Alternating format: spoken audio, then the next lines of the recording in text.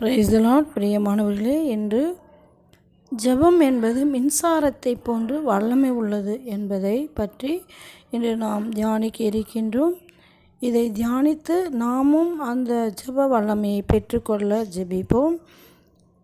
அன்பான ஆண்டவரே, ஜெபம் என்பது ஒரு மின்சாரத்தை போன்று வல்லமை உள்ளது என்பதை நாங்கள் தெரிந்து கொள்வதற்கு இதோ இன்றைய தியானத்தை தேவன் முன்பாக நாங்கள் எங்களை சமர்ப்பிக்கிறோம். ராஜா, எங்களை ஆசீர்வதிங்க. எங்களுடைய உடல், பொருள், ஆவி, ஆத்மா அனைத்தும் மூக்கு ஏற்புடைய பரிசுத்தமுள்ள பாத்திரமாக எங்களை பயன்படுத்தி மாவினால் நிரப்பி, அபிஷேகத்தால் நிரப்பி, வல்லமையினால் நிரப்பி, கொடைகள் வரங்களால் நிரப்பி செயல்படும்படி செய்யும்படியாக இயேசு கிறிஸ்து இனிய நாமத்தில் மன்றாடுகின்றோம். ஆமீன். பிரியமானவர்களே, மின்சாரத்தை நீங்கள் பார்த்துருக்கீங்க, அப்படி தானே? பார்த்துருக்கிறீங்க. ஆனால் அது தொட்டால் தான் உங்களுக்கு மின்சாரம்னு தெரியும். ஜெபத்தின் வல்லமை என்பது நீங்கள் ஜெபித்து பிறருக்கு அதனுடைய வல்லமை அவங்களுக்கு எப்படி செயல்பட்டு அது வெற்றி கிடைத்தது என்பதை பகிர்ந்து கொள்கிற போது தான் அதனுடைய வல்லமை தெரியுது. ஒருவர் மீது கரங்களை வைக்கிற போது அந்த கரத்திலிருந்து பரலோகத்தின் வல்லமை, அந்த உங்களில் இருக்கிற ஆவியானவர், உங்கள் உடலுக்குள் வசிக்கிற ஆவியானவர் வார்த்தை மனிதனாகி என்னுடைய குடிகொண்டிருக்கிறார் என்பதை அதை விசுவசித்து உங்கள் உடலிலே இயங்கிக் கொண்டிருக்கின்ற பரிசுத்த அக்கினி அபிஷேகம் செயல்படுகிறதா இல்லையா என்பதை பிறர் மீது நீங்கள் கரங்களை வைக்கிற போது ஒரு அசைவாடுதல் உணர முடியும். ஒரு ஷாக்கு, கரண்ட் ஷாக் போல் அந்த கரத்திலிருந்து அந்த ஜெபிக்கிறவர்கள், ஜெபத்தை பெற்றுக்கொள்கிறவர்கள் உணர முடியும். அவங்க உடல் அசைவாடுதை உணர முடியும். அவங்களுக்குள் ஏதோ ஒரு நெருப்பு சுடுவது போல் நெற்றியில், தலையில், கரங்களை தொடுற இடத்துல ஒரு ஃபயர் இறங்குவதை அவங்க உணர முடியும். அவங்களுக்குள்ளே ஏதோ ஒன்று விலகி போனது போல், ஒரு பாரம் விட்டு வெளியே போனது போல், ஏதோ ஒரு இருளான நிழல் போய் வெளிச்சமாக வந்தது போல் உணர முடியும். இதுதான் அவருடைய ஜெபத்தின் வல்லமைகள். அதை உணர்ந்தவர்கள் நாங்கள் புரிந்து கொள்ள முடியும். அது இப்படி ஒரு ஜெப வல்லமையை மின்சாரத்துக்கு ஒப்பிட்டு சொல்லப்படுகிறது. ஏன்னா ஒரு ஜெபம் என்பது இப்போது பார்த்தோம், ஜெபிக்கிற வேளையில் ஒரு அசைவாடுதல் பார்க்குறோம். ஒரு நில நடுக்கம் போல், ஒரு நடுக்கம், உடலில் ஒரு நடுக்கம், ஏதோ ஒரு பாரம் விலகியது போல், ஏதோ இருமல் வரலாம், அல்லது உடல் வலிகள், இடுப்பில் ஒரு பாரம் வெயிட்டு தூக்கி வச்சது போல், அசைக்க முடியாத பாரமான கல் போல் தூக்கி வச்சது போல் ஜெபிக்கிறவங்க, கரம் நீட்டுறவங்க உணரலாம். அந்த ஜெபத்திற்காக பெற்றுக்கொள்ளவங்க மீது ஒரு விடுதலை, ஏதோ விட்டு விலகி போனது போன உணரலாம். தொண்டையில் கட்டுற போல், இருமல் வர போல், காதில் ஏதோ பேசுகிற போல் இருக்கலாம். இதெல்லாம் ஜெபத்தினுடைய வல்லமைகள். இந்த கடவுளுடைய வார்த்தை வல்லமை உள்ளது, ஆற்றல் உள்ளது, இருபுறமும் வெட்டக்கூடிய எந்த வாளினும் கூர்மையானது, ஆவியின் உள்ளாழத்தையும் ஆன்மாவின் உள்ளாழத்தையும் ஊடுருவக்கூடியது என்று எபிரேயர் 4:12 நம்ம பார்க்கிறோம், இல்லைங்களா? இதுதான் இந்த வசனம் எவ்வளவு வல்லமை உள்ளதுன்னா, ஆண்டவர் இறந்து போன லாசருடைய கல்லறையில் போய் நின்று, லாசரே வெளியே வா அப்படின்னு சொல்கிறாரு. சொன்ன அந்த வல்லமை வார்த்தை பாதாளத்துக்குள் இறங்கி அடக்கம் செய்யப்பட்டிருக்கிற 4 நாள் ஆன லாசருடைய கல்லறைக்கு வார்த்தை இறங்குகிறது. இறந்தவன் உயிர்த்தெழுகிறான். பார்த்தீங்களா? இதுதான் கடவுளுடைய வார்த்தை வல்லமை உள்ளது, இறந்தவர்களை உயிர்ப்பிக்கிற வல்லமை. அதே போல் பாடையில் தூக்கிட்டு போகிறான் இளைஞனை. அந்த பாடையை தொட்ட உடனே, இளைஞனே நான் உனக்கு சொல்கிறேன், எழுந்திரு அப்படின்னு சொன்னார். அந்த பாடையிலிருந்து தொடர அந்த கம்பு, அந்த மர கம்பிலிருந்து அந்த பிரேதத்தின் மீது வல்லமை வீசுது, வல்லமை இறங்குது. அப்போ இதுதான் ஒரு ஜெபத்தின் வல்லமை. அவன் எழுந்து உட்கார்ந்து பேச தொடங்கினான், வல்லமை புறப்படுகிறது. சிறுமியை தபித்தா, எழுந்திரு, உனக்கு சொல்கிறேன் அப்படின்னு சொல்கிறாரு. இறந்து கிடந்த சிறுமி எழுந்து உட்கார்ந்து பேச தொடங்கினான். கையை பிடிச்சி தூக்கின உடனே அவள் பேச தொடங்குறாள். இப்படி ஜெபத்தினுடைய வல்லமை, ஆண்டவர் கடவுளுடைய வார்த்தை வல்லமை உள்ளது என்பதற்கு உதாரணம் பார்த்துருக்குறோம்.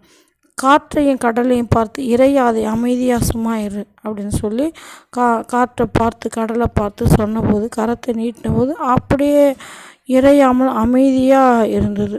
அப்போ ஜெபத்துடைய வல்லமை, வார்த்தையுடைய வல்லமையை பார்க்கிறோம். அடுத்தது தீ ஆவி பிடிச்ச ஒருத்தனை பார்த்து, தீ ஆவி உனக்கு சொல்கிற ஊமை செவிட்டு போய் இவனை விட்டு போவெளி, இவனுக்குள் நுழையாதே அப்படின்னு சொல்லி வார்த்தையை சொல்கிறாரு. அவன் கீழே விழுந்து நுரை தள்ளி கீழே விழுந்து, இந்த பன்றிகள் கூட்டத்தில் என்னை அனுப்பிவிடுங்கள் என்று சொல்லி ஓடி போகிறது. அப்போ பேய் விடக்கூடிய ஒரு வல்லமையை பார்க்கிறோம். இப்படி ஒளி உண்டாகு அப்படின்னு சொன்னார். தொடக்க நூலில் 1ஆம் அதிகாரத்தில் 1வது வசனத்தை ஒளி உண்டாகுன்னு சொன்னார். ஒளி தோன்றிட்டு. அப்போ வார்த்தையுடைய வல்லமை இறங்கிய வசனத்துக்கு வல்லமை உண்டு என்பதை பார்க்கிறோம். இப்படி தான் வசனங்களுடைய செயல்பாடுகளை பார்க்கிறோம். இப்படி தான் மின்சாரம் போன்றது தான் இந்த ஜெபங்கள், இறை வார்த்தை. உயிரும் ஜீவனும் மரணமும் வாழ்வும் சாவும் நம் வார்த்தையில் இருக்கிறது. நம்ம முன்னாடி ஆண்டவர் வாழ்வையும் சாவையும் வைக்கிறாரு, நீரையும் நெருப்பையும் வைக்கிறாரு. இதில் நம்ம எதை தேர்ந்து கொள்ள போகிறோம்ங்கிறது நம்ம கையில் இருக்கிறது. அப்போ நம்ம உன் வாயில் இருக்குதுன்னு சொல்கிறாரு. வாழ்வும் சாவும் நீரும் நெருப்பும் நம்ம வாயில் இருந்து எது புறப்படுகிறதோ அதை செய்து முடிக்கிறது. அப்போ உன் வாயில் இருக்குதுன்னு சொல்கிறாரு. நீ பேசணும், அதை கட்டளையிடணும். தீ ஆவிகளுக்கு கட்டளையிடணும், இயற்கையை பார்த்து கட்டளையிடணும். உங்கள் பேச்சில் வல்லமையானவை, உங்கள் பேச்சு தரமானவை, உங்கள் பேச்சு சக்தியானவை, உங்கள் வாயில் இருக்கிற வார்த்தைக்கு வல்லமை இருக்கிறது என்பதை நீங்கள் உணர்ந்திருக்கணும். நான் ஒரு நாள் போயிட்டே இருந்தேன், எங்கள் கான்வென்ட் போயிட்டே இருந்தேன். துணி துவைச்சி போட்டுட்டு போயிருந்தேன். கஸ்பாவுக்கு ப்ரேயருக்கு போயிருந்தேன். போயிட்டு திரும்பி வந்து கொஞ்சம் சிஸ்டர்ஸ்கிட்ட பேசிட்டு போட்டு மழை வந்துச்சு. ஒரு 7 o'clock இருக்கும் ஈவினிங். அப்போ நான் புறப்படுற போது பயங்கர மழை தொடங்கி கொட்டுன்னு கொட்டுது. ஐயோ ஏசப்பா, நான் துணி துவைச்சி போட்டேன், நாளைக்கு நான் வேறு இடத்துக்கு ப்ரேயருக்கு போகணும், துணி நனைஞ்சிட்டா நான் போக முடியாதே, மழை நிறுத்துங்க ஏசப்பான்னு சொல்லிட்டே போகிறேன். ஒரு 15 minutes ஆகும் அந்த இடத்துக்கு போய் சேர. நான் சொல்லிகிட்டே ஓடிட்டே இருக்கேன். அப்போ எனக்கு ஒரு காதில் வந்து ஒரு சத்தம் கேட்குது, ஒரு குரல் கேட்குது.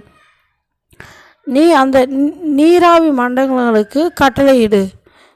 நீ வார்த்தைக்கு கீழ்ப்படிஞ்சிருந்தால் அந்த நீராவி மண்டலத்தை பார்த்து, மேக மண்டலமே மழையை நிறுத்து, அது யாருடைய நாமத்தினால் நிறுத்து, இயேசுவே ஆண்டவர் என்று நாவினால் அறிக்கையிட்டு இறந்த அவரையே கடவுள் உயிர்த்தெழச் செய்தார் என்றால், இந்த நீராவி, இந்த மழை துளியை, மேக மண்டலங்களை நீ அம்மாத்திரம்.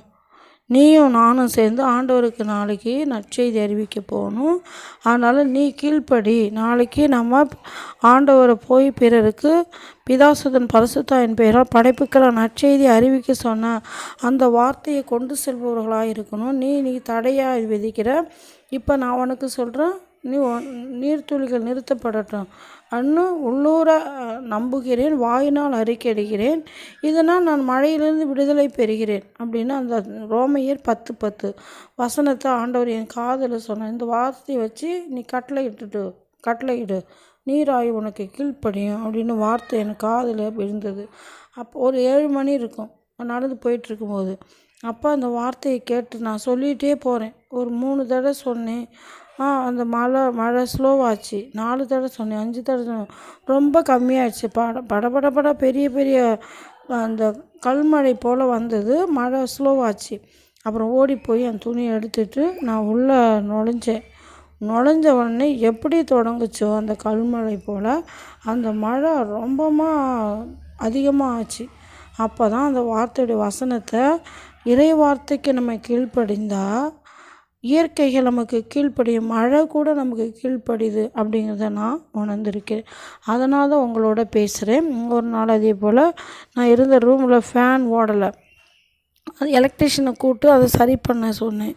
அவன் கழட்டி பார்த்து எல்லாம் பவரெல்லாம் கரெக்டாக வருது, மிஸ்டேக்கே இல்லை, ஏன் ஓடலன்னு தெரிலன்னு கழட்டி திறந்து அதே போல் செட் பண்ணிட்டு போயிட்டாங்க. திரும்ப சுற்றி சுற்றி பார்க்குறோம், ஆஃப் பண்ணிவிட்டு போட்டு பார்க்குறோம், குச்சி வச்சு தள்ளி பார்க்குறோம், ஃபேன் ஓடலை. சரி, அந்த நைட்டு அப்படியே போயிடுச்சு. கொசுக்கடியில் எப்படியோ தூங்கி எழும்பி முடிச்சுட்டேன். காலையில் எழும்பி மீண்டும் நான் ஜெபம் பண்ணிவிட்டு ஆண்டவர்கிட்ட கேட்டேன், ஏசப்பாம்மா ஃபேன் ஓடலை, புது ஃபேனு அப்படின்னு ஜெபம் பண்ணேன். அப்போ ஆண்டவர் சொன்னேன், அதில் ஒரு தீய ஆவி அந்த கரண்டில் அந்த எலக்ட்ரிக் வழியாக உன் ஃபேனை கண்ட்ரோல் பண்ணி வச்சுருக்கு.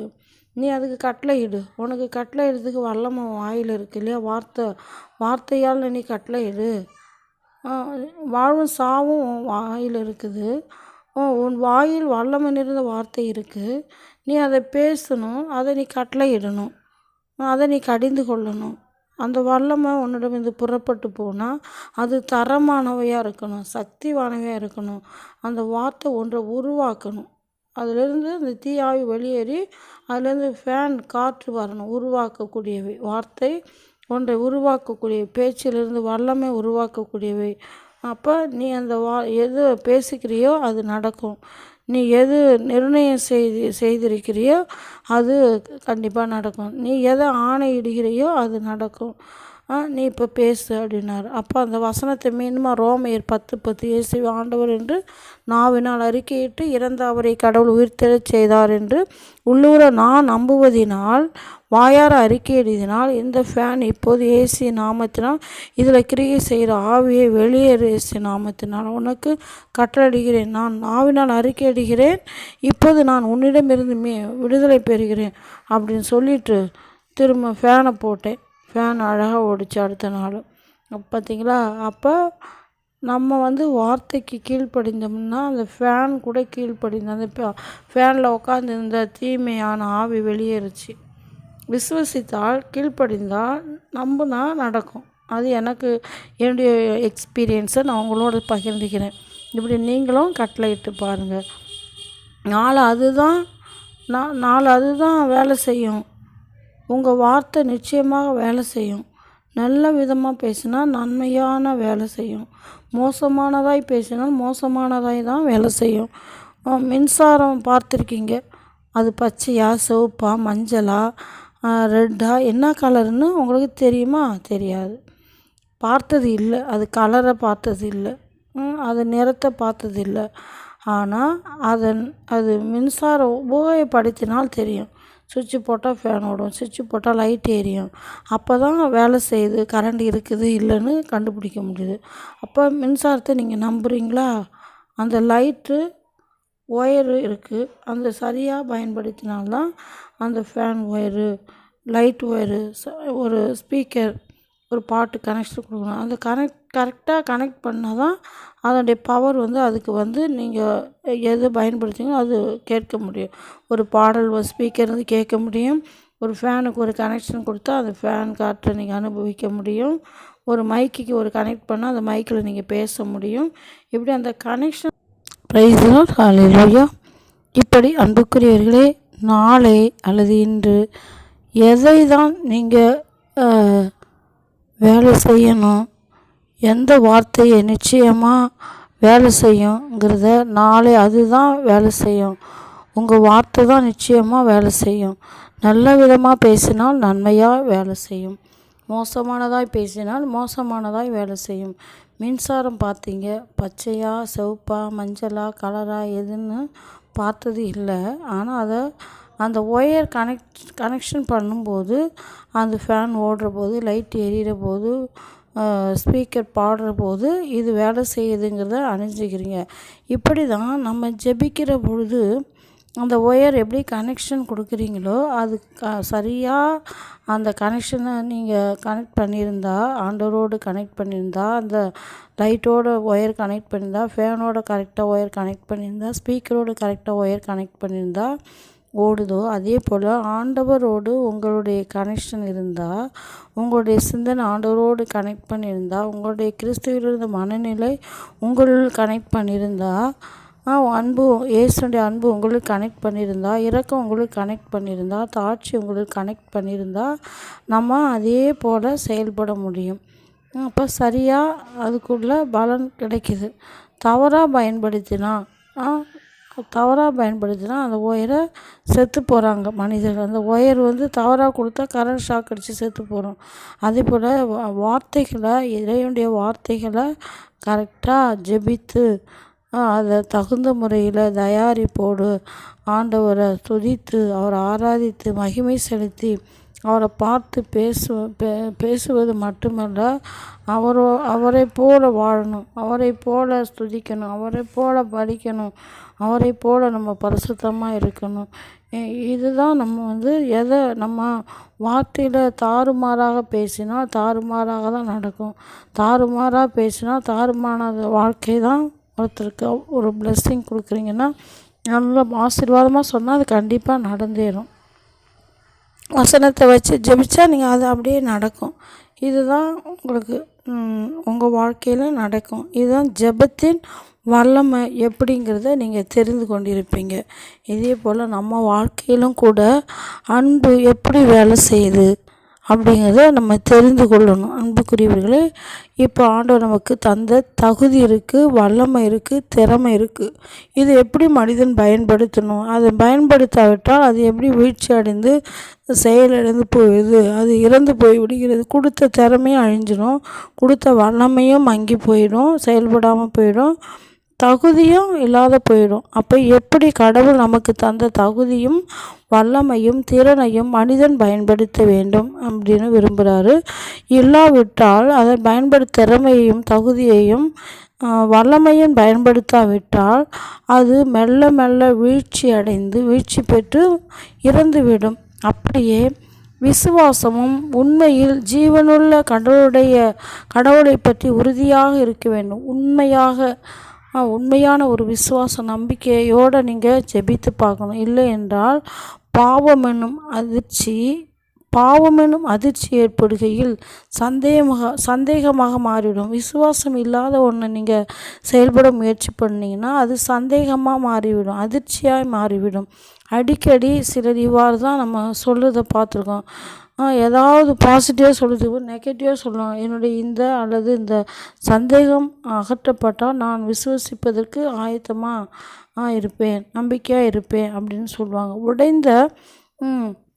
உடைந்து போன உடைந்த எலும்புடைய ஒருவன், ஒரு கை உடஞ்சிருச்சு, ஒரு கால் ஃப்ராக்சர் ஆயிடுச்சுன்னு வச்சுக்கிங்களேன். அப்போ அது மருத்துவரிடம் போய் முதல்ல எனது வலியை நீக்கி விடுங்க அப்படின்னு சொல்கிறாரு ஒருத்தர். ஒரு கீழே விழுந்து ஒரு கேஸு, கை கால் உடஞ்சி போன ஒரு மனிதன் என்னுடைய வலியை நீக்கிங்க, வலியை போக்கிடுங்க, வலி இல்லாத என்னை சுகப்படுத்த, என்னை ஊசி போட்டு மாத்திரை கொடுத்து இந்த வலியை என்னை விட்டு அகற்றுங்க அப்படின்னு சொல்கிறாரு டாக்டர்கிட்ட. எலும்பை சரிப்படுத்துங்கள் என்று சொல்வது போலாகும். ஒருவன் மருத்துவம் முதலில் தனது வலியை நீக்கிவிடுங்கன்னு சொல்கிறான், பின் அந்த எலும்பை சரிப்படுத்துங்கள் என்று சொல்வது போலாகும். இது மடமையானது. ஆனால் இது ஒரு பைத்தியமான ஒரு காரியமாக இருக்கும். வலி எங்கே இருக்குன்னா உடைந்த எலும்பிலிருந்து வருகிறது. எந்த இடத்துல அந்த ஃப்ராக்சர் உண்டானதோ அந்த இடத்துல தான் வலி இருக்குது. அப்போ எலும்பு சரியாக பொருத்தப்பட்டால் மட்டும்தான் வலி நீங்கும். அந்த கீழே நவுண்டு போயிருக்கிற ஃப்ராக்சரான அந்த இடத்துல அதை தூக்கி வச்சு அந்த எலும்பை கட்டி மாவு கட்டு போட்டு அதை சரி பண்ணால் தான் வலி நீங்கும். அந்த எலும்பு இறங்கின இடத்த விட்டு சரியாக பொருத்தப்படாவிட்டால் வலி நீங்காது. பாவத்தினால்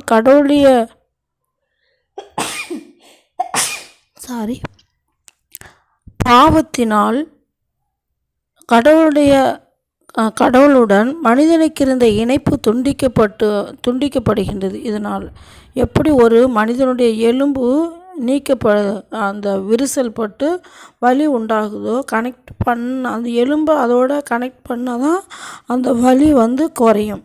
அதே போல் ஆண்டவரோடு நம்ம மனிதன் இணைப்பு இருக்கணும். இணைப்பு துண்டிக்கப்பட்டு விட்டால் அந்த எலும்பு நவுண்டு விட்டது போல் ரத்தம் அதுக்கு போகாது, காற்று போகாது. அப்போ அதில் வல்லமை இருக்காது, அப்போ வலி ஏற்படும். அதே போல் தான் கடவுளோடு மனிதனுடைய இணைப்பு துண்டிக்கப்படுகின்றது. அப்படி துண்டிக்கப்பட்டால் சந்தேகங்களும் ஆவிக்குரிய வேதனைகளும் ஏற்படுகிறது. எனவே கடவுளோடு உள்ள ஐக்கியம் நமக்கு மறுபடியும் புதுப்பிக்கப்பட வேண்டும். அப்போதுதான் நமது தெய்வீக தன்மை பற்றி, கடவுளுடைய தெய்வீக தன்மையும் கடவுள் இருக்கிறாரா என்பதை பற்றியும் எழும்பும் சந்தேகங்கள் தானே மறைந்துவிடும். பின்பு கடவுளை அந்த வேதனை இருந்த இடத்துல உலகத்தால் தரவும் எடுத்துக்கொள்ள முடியாத அற்புத சமாதானம் வரும். அந்த நரம்புகளில் எலும்புகளில் வந்த வலி நீங்கும். நம்முடைய கடவுளோடு கனெக்ட் பண்ணும்போது நம்முடைய இணைப்பு துண்டிக்கப்படாமல் இணைக்கப்பட்டிருக்கும் போது சமாதானம் கிடைக்கும். ஆக அற்புத அடையாளத்தை நம்ம காண முடியும். இதற்காக தான் நாம் வார்த்தை மனிதனாகி நம்மளுக்குள் குடிகொண்டிருக்கிறார். மாமிசமாகி கடவுளுடைய வார்த்தையானது ஏழையான உடைந்த அந்த மனிதனுக்கு எப்படி ஐக்கியம் இணைக்குதோ ஒற்றுமைப்படுத்தினதோ அவருக்குள் பரலோகத்தில் என்றென்றும் அவரை வாழ்த்தவும் துதிக்கவும் ஆராதிக்கவும் முடிகிறது. இதே போல் ஆண்டோடு இணைந்து இருக்கிற போது நம்ம பலவானாகிறோம். வலி நீங்குது, வேதனை நீங்குது, துயரம் நீங்குது, சந்தேகம் நீங்குது, எல்லா பொல்லாப்புகளும் நீங்குது, சமாதானமாக இருக்கிறோம். பொருளாதார ஆசீர்வாதம், குழந்தை ஆசீர்வாதம், வீடு மனை விற்க வாங்க ஆசீர்வாதம், செய்கிற தொழில் ஆசீர்வாதம் இருக்கிறது. கடவுள் அன்பாக இருக்கின்றவர்களை எல்லா உயிர்களும் இனத்திலும் வாழும். அன்பு காணும்படி செய்த எல்லாத்திலும் அன்பை பார்த்தார். தன்னை நேசிப்பது போல பிறரையும் நேசிப்பீங்க. மனிதனை அன்பு செலுத்த தான் ஆண்டவர் படைத்தார். ஆனால் வாழ்வையும் நோக்கத்தையும் அன்பையும் தந்த அன்பரான இயேசு கிறிஸ்துவுக்கு நமது அன்பின் காணிக்கைகள் செலுத்தப்பட வேண்டும். அவர் அன்பு கூறவில்லை. அந்த அன்பு உயர்ந்த நிலையிலிருந்து விழுந்து சுயநலமாக மாறிவிடும். இவ்விதமாக நமக்கு கடவுளுக்கும் நமக்குள்ளே அன்பு பிறருக்கும் கடவுளோடும் படைப்போடும் இயற்கைகளோடும் அயலானோடும் தன்னோடும் உறவு கொண்டிருந்தால் மட்டும்தான் அதை வாழ முடியும். இல்லாவிட்டால் மற்ற படைப்புகளுக்கும் நமக்கும் உறவு இல்லை என்றால், அன்பு இல்லை என்றால் நம்ம அழிவை உண்டாக்குகிறோம். எனவே ஒவ்வொரு சுயநலமான மனிதனும் வியக்கத்தக்க வகையில் தன்னையே வெட்டி கொள்பவனாக மாறுகிறான். தன்னையே துப்பாக்கியில் சுடக்கூடிய மனிதனாக உன்னிடத்தில் அன்பு கூறுவது போல பிறனிடத்திலும் அன்பு கூறுவாய் என்று இதான் ஆண்டவர் சொல்கிறார். எல்லா மனிதர்களுக்கும் ஒவ்வொருவருக்கும் பிறர் தான். ஆனால் அந்த வசனம் குறிப்பாக எப்போதும் அவரவர் அருகே வசிப்பவர்களை பற்றி நம்ம சில நாட்கள் மட்டுமே நம்ம அருகே இருந்துவிட்டு செல்பவர்களை சமாதானமாக பழகுவது எளிதாக இருக்கும். அவர்கள் நட்புடன் இல்லை என்றாலும், ஆனால் எப்போதும் உங்கள் அருகிலே வசிப்பவருடன், பிரச்சனையாக இருப்பவருடன், தொல்லை தருபவருடன் பொறுத்து கொள்வதும் உங்களை நீங்கள் நேசிப்பது போல அவங்களையும் நேசிப்பது கடினமான ஒன்று தான். ஆனால் இந்த பெரிய போராட்டத்தில் நீங்கள் வெற்றி பெற்றீர்களானால் எல்லோரையும் அன்பு செய்ய இயல்பாகிவிடும். மனிதன் ஒரு முழு இதயத்துடனும் முழு மனதுடனும் முழு ஆன்மாவுடனும் கடவுளையும் பிறரையும் நேசித்தால் சந்தேகத்திற்கு இடம் இருக்காது. கடவுளுடைய ராஜ்யத்தில் நம்ம போய் சேர்வதற்கு அதற்கு முடிவிராது. எந்த தீங்கும், எந்த இணைப்பும், வேதனையா, நெருக்கடியா, கலாபனையா, இடர்களா, பசியின்மையா, ஆடையின்மையா, வானதூதரா, வேறு எந்த படைப்புகளோ நம்ம எதுவும் பிரிக்க முடியாது. சீரியலா, செல்ஃபோனா, குடியா, கொலையா, வெறுப்பா, பொய்யா, திருடா, களவா, எதுவுமே நம்ம ஆண்டவரிடமிருந்து பிரிக்க முடியும். நம்மேல் அன்பு வைத்தவரின் மாண்புமிக மெற்று அடைகிறோம் என்று எபேசியர் 1ஆம் அதிகாரத்தில் பார்க்கிறோம். ரோமையர் 8:35 பார்க்கிறோம். ஆண்டவருடைய அன்பு அகலமானது, ஆழமானது, உயரமானது, நீளமானது. வெட்டி எடுக்கவோ அதோ கட்டி பிடிக்கவோ அதை தூக்கி உயர்த்தவோ அது நம்மளால் முடியாது. அதோடைய பவரை நம்ம உணர்ந்து கொள்ள முடியாது. அவ்வளவுக்கு வல்லமை உள்ளது என்பதை வசனங்கள் நமக்கு வெளிப்படுத்துகின்றன. எனவே உண்மையான இருதயத்துடன் கடவுளை தேடுபவர்களுக்கு அவரது வார்த்தையாகிய அந்த வேத நூல் மூலமாக ஆண்டவர் நமக்கு தன்னையே வெளிப்படுத்துகிறார். மனிதனுடைய மீட்புக்காக தான் அவர் நம்முடைய சரீரத்தில் வந்தார். ஆவியும் உயிருமா அவருடைய வார்த்தை மனிதனுடைய மொழியில் எழுதப்பட்டுள்ளது. நான் நான் ஆவியிலும் உண்மையிலும் வாழ்கிறேன், ஆவியிலும் உண்மையிலும் கடவுளை தொழுது கொள்ளுங்கள் அப்படின்னு சொல்கிறாரு. எழுப்புதல் பெற்ற மனிதர்களும் பரிசுத்த ஆவிக்குரிய அபிஷேகத்தை பெற்ற மனிதர்கள் பங்கு பெற்றுள்ளனர். மனிதர்கள் அவர்களை புரிந்து கொள்ள இயலாதது போலவே கடவுளுடைய வார்த்தையை புரிந்து கொள்ளவில்லை. அவர்களை புரிந்து கொள்வதற்கு எபிரேய கிரேக்க மொழிகளை அறிவது தேவையில்லை. மிக முக்கிய தேவை என்னவென்றால் பரிசுத்த ஆவியானவருடைய ஒன்றிப்பு. வேதத்தை படிக்கிற போது தீர்க்கதரிசிகள் அப்போஸ்தலர்கள் ஆகியோரும் பரிசுத்த ஆவியானவர் எப்படி நிலை கொண்டிருந்தார், எப்படி வழி நடத்தினார், எப்படி அவங்கள பராமரித்து அவங்களுக்கு கொடைகளை கொடுத்து செயல்பட்டார்கள் என்பதை கடவுளுடைய வார்த்தையின் மொழி சந்தேகமின்றி ஆவிக்குரியது. ஆவியானவரால் பிறந்தவர் மட்டும் அதனை முழுமையாக புரிந்து கொள்ள இயலும். ஒருவேளை உலகம் அவனை குறை கூறினாலும், அவர் ஒரு சிறுவனாக இருந்தாலும் ஆவிக்குரிய மொழி அவனுக்கு நன்கு விளங்கும். ஏனெனில் அவனது தாய்மொழி அவனது நினைவில் கொள்ளுங்கள். இந்த உலகத்தில் அறிவு மட்டும் உள்ளவர்களுக்கு அதனை புரிந்து கொள்ள முடியாது. ஆனால் அவர்களுக்கு பரிசுத்த ஆவியானவரிடத்தில் பங்கு இல்லை. இயற்கை என்ற புத்தகத்திற்கு ஆண்டவர் தான் ஆசிரியர். அவர் சுதந்திரமாக அதிலே அவரை வெளிப்படுத்தி உள்ளார். ஆனால் இந்த புத்தகத்தை படிப்பதற்கு ஆவிக்குரிய மனக்கண்கள் தேவை. ஆகவே அவரை காணக்கூடிய மற்ற எல்லாமே அவரை கண்டறிய வழி தவறக்கூடும் அப்படின்னு சொல்கிறார். எனவே கடவுளை அறிவதற்கு பரிசுத்தாவின் வரங்கள் அவர் ஞான கண்கள் திறக்கப்படணும் அப்படின்னு நமக்கு வேதம் கற்றுக் கொடுக்கிறது. எனவே ஜெபத்தின் வல்லமையை நம்ம புரிந்து கொள்வோம், ஜெபிப்போம். நாம் ஆண்டோடைய வல்லமைக்குள்ளாக நம்ம இருக்கிற போது நாம் மிகுந்த சக்தி வாய்ந்தவர்களாக, பலன் வாய்ந்தவர்களாக நாம் வாழ முடியும்.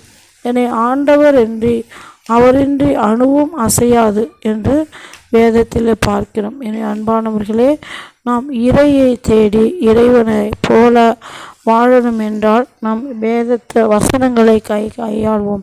ஜெபம் என்பது பரிசுத்த ஆவியானவருக்குள்ளாக சுவாசிப்பதாகும். நம்ம ஜெபம் ஆவிக்குள்ளாக சுவாசிப்பது. இப்போ போர் அடிக்குதுன்னு சொல்கிறோம், ஜெபிக்கிறது நான் கேட்குற போது போர் அடிக்குது, போதும் நிறுத்துங்க அப்படின்னு சொல்கிறோம். உங்களால் மூச்சு விடுவதை உங்களால் போர் அடிக்குதுன்னு சொல்ல முடியுங்களா? நீங்கள் மூச்சு விட்டுட்டே தூங்குறீங்க, உங்கள் ஆட்டோமேட்டிக்காக மூச்சு விட்றீங்க, மூச்சு வாங்குறீங்க, இழுக்கிறீங்க, மூச்சை விடுறீங்க, எடுக்கிறீங்க. அப்போ இதுதான் ஆட்டோமேட்டிக்கிட்டே நடந்துகிட்ருக்கு. இப்படி மூச்சை விடுவதற்கும் மூச்சை இழுப்பதற்கும் உங்களுக்கு போர் அடிக்கலை. அப்போ ஜெபிப்பதற்கும் இறை வார்த்தையை படிப்போம் போர் அடிக்கக்கூடாது. எப்படி இந்த சுவாசம் நம்ம தானாகவே இயங்குது, தானாகவே அது மூச்சு விடுவதும் மூச்சு இழுப்பதும் வேலை செய்தோ, அதே போல் ஜெபத்தில் நம்ம போர் அடிக்குது அப்படின்னு சொல்லக்கூடாது. அந்த சுவாச பயிற்சி எப்படி தனக்குள்ளே இயங்கி கொண்டிருக்கு, அதே போல் ஒரு மனிதன் ஆவிக்குள்ளே இருக்கிற மனிதன் அவன் சாப்பிட்ற போதும், தூங்குற போதும், நடக்கிற போதும், வேலை செய்கிற போதும் ஜெபித்து கொண்டே இருக்க வேண்டும். மூச்சு எப்படி நம்முடைய ஹார்ட் பீட்டு அது பாட்டு வேலை செய்து, அதே போல் நம்ம ஜெப வாழ்க்கையில் ஆண்டவரோடு நினைந்து ஜெபித்துக்கிட்டே பேசிக்கிட்டே நம்முடைய வேலைகளை செய்ய வேண்டும் என்று சொல்லப்படுகிறது. ஜெபிப்பவர்கள் வாழ்விலே கடவுள் பரிசுத்த ஆவியானவரை ஊற்றுகின்றார். அந்த ஆன்மாக்கள் அந்த ஜீவனுள்ள ஆன்மாவாக மாறுகிறது. அது ஆதி தொடக்க நூலில் 2:7 பார்க்குறோம். அப்போ இந்த என் ஆவியை இவருக்குள் புகுத்துகிறேன். தன்னுடைய ஆவியை எடுத்து மண்ணினால் களிமண்ணால் ஒரு மனிதனை படைத்து தன் ஆவியை ஊதுறாரு, உயிர் உள்ளவனானான். யோவான் 20:2 பார்க்குறோம். ஆவிக்குரிய நுரையீரல்கள் பரிசுத்த ஆவியானவரால் ஜெபமாக ஊற்றப்படுகின்றன. அவர்கள் ஆவியினுடைய சுகபலன் நித்திய ஜீவனால் நிரப்பப்படுகின்றது. அன்பான தேவன் எல்லா மனிதருக்கும் இலவசமான ஆவிக்குரிய உலக பிரகாரமான தேவைகளையும் தருகின்றார். ஆனால் அவர் ரட்சிப்பும் பரிசுத்த ஆவியானவரை இலவசமாக தருவதால் சாதாரணமாக மதிப்பிட ஏதுவாகின்றது. ஜெபம் அந்த ஈவின் மதிப்பை போதிக்கும். காற்று, தண்ணீர், வெப்பம், வெளிச்சம் இல்லாமல் வாழ இயலாது. அவ்வாறே மனிதரது ஆவிக்குரிய வாழ்வுக்கென கடவுள் இலவசமாக தரும் தெய்வீக குணத்தை மனிதர் குறைவாக மதிப்பிட்டு தங்கள் படைப்புகளுக்கு நன்றி செலுத்துவதில்லை, படைத்தவருக்கு நன்றி செலுத்துவதில்லை. ஆனால் தங்கம், வெள்ளி, அரிய நகைகள் போன்றவற்றை பாடுபட்டு பெற்றும் அதன் மிக மேன்மையாக கருதுகின்றன. ஆனால் சரீர பசியையும் தாகத்தையும் நீக்க இயலாது, ஆத்ம ஏக்கங்களை திருப்திப்படுத்த இயலாது. உலகத்திற்குரிய மனிதர்கள் எவ்வித மூடத்தனத்துடன் ஆவிக்குரியவற்றை அறிந்துள்ளனர். ஆனால் ஜெபிக்கும் மனிதருக்கும் உண்மை ஞானமும் நித்திய ஜீவனும் அருளப்படுகிறது. எனவே இவ்வுலகத்தில் பறந்து விரிந்து கடல் போன்று உள்ள இந்த உலகத்தில் மனிதர்கள் அதில் மூழ்கி அமிழ்ந்து விடுகின்றனர். பொண்ணுலேயும், பதவியிலையும், பட்டத்திலையும், நகையிலையும், ஜாதி மத கலம் மூழ்கி போய் விடுறாங்க. கடல் வாழ் உயிரினங்கள் ஆழமான தண்ணீரிலே வாழ்கின்றன. எப்படியெனில் அவள் மேலே வந்து தங்கள் வாயை திறந்து தேவையான அளவு காற்றை பெற்றுக்கொள்கின்றன, ஆனால் ஆழங்களிலே வாழ்கின்றன.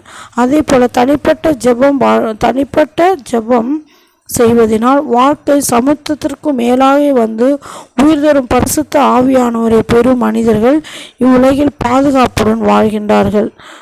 எனவே மீன் தனது முழு வாழ்வையும் கடலில் உப்பு தண்ணீரில் வாழ்ந்தாலும் அதற்குள் உப்பு ஏறாது, ஏனெனில் அதற்குள் உயிர் வாழ்கின்றது. அதுபோலவே ஜெபிக்கும் ஒரு மனிதன் பாவக்கரை படிந்த இவ்வுலகில் வாழ்ந்தாலும் அவனுடைய பாவக்கரை படுவதில்லை. ஏனால் ஜெபத்தினால் அவன் வாழ்க்கை காப்பாற்றப்படுகின்றது. கடலின் உப்பு தண்ணீர் மேல் சூரியனின் சூடான ஒளி கதிர்களை படும்போது அவை நீராவியாக சென்று மேகமாக உருவெடுக்கிறது. அதுபோல தான் இனிமையும் புத்துணர்வும் தரும் தண்ணீர் ஆவியாக மாறி மழையாக பூமியின் மேல் பொழிகின்றது. கடல் நீர் மேலெழும்பும் போது தனது உப்பையும் கசப்பையும் விட்டு செல்கின்றது. அதுபோலதான் ஜெபிக்கும் ஒரு மனிதனின் எண்ணங்களும் விருப்பங்களும் அவனது ஆத்துமாவில் இருந்து புகை மேகம் போல மேல் சென்று நீதியின் சூரியனால் சுத்திகரிக்கப்பட்டு விடுகின்றன. அவனது ஜெபங்கள் மகிமையான மேகம் போல விண்ணுலகில் இருந்து ஆசீர்வாதமான மழையாக பூமி உள்ளவர்களுக்கு புத்துணர்வு பெறுகின்றது. இப்படிதான் நாமும் அந்த மீன் உப்பில் கடந்தாலும் கடலுக்குள்ளே கடந்தாலும் உப்பு அது மேலே விட்டலை. இந்த பாவம் நிறைந்த வாழ்க்கை உலகத்தில் வாழ்ந்தாலும் இந்த உலகத்தில் உள்ள பாவங்கள் நம்ம மேலே ஒட்டக்கூடாது. நம்ம பரிசுத்தத்தை தான் நம்ம மேலே ஒட்டணும். நீதி தேவனுடைய பண்புகள் தான், அவருடைய மனநிலையை தான் நம்ம கொண்டிருக்க வேண்டும் என்பது இன்றைய ஜெபத்தில் நாம் தெரிந்து கொண்டு நாம் ஜெபிப்போம், ஜெயம் பெறுவோம். Praise the Lord. இயேசுவே, ஏதோ இந்த நேரத்திற்காக நன்றி செலுத்துகிறோம் ஐயா. ஆசீர்வதிங்க, பலப்படுத்துங்க, திடப்படுத்துங்க ஆண்டவரே. அன்பின் ஆண்டவரே, எமது அநேக விதமான ஆசீர்வாதங்களும் வரங்களும் எங்களது இருதயத்தை நிறைந்து நன்றியாலும் துதியாலும் பொங்கி வழியை செய்கின்றன. ஆனால் இதயத்தினாலும் நாவினாலும் மட்டும் உம்மை துதித்தால் போதுமானதாகாது. நான் செயலாலும் என் வாழ்வாலும் உமது ஊழியத்திற்கு எங்களை அர்ப்பணிக்கின்றோம். எந்த தகுதியுமே மற்ற எங்களை மரணத்திலிருந்து விடுவித்து ஜீவனுக்குள் கொண்டு வந்து உமது ஐக்கியத்தில்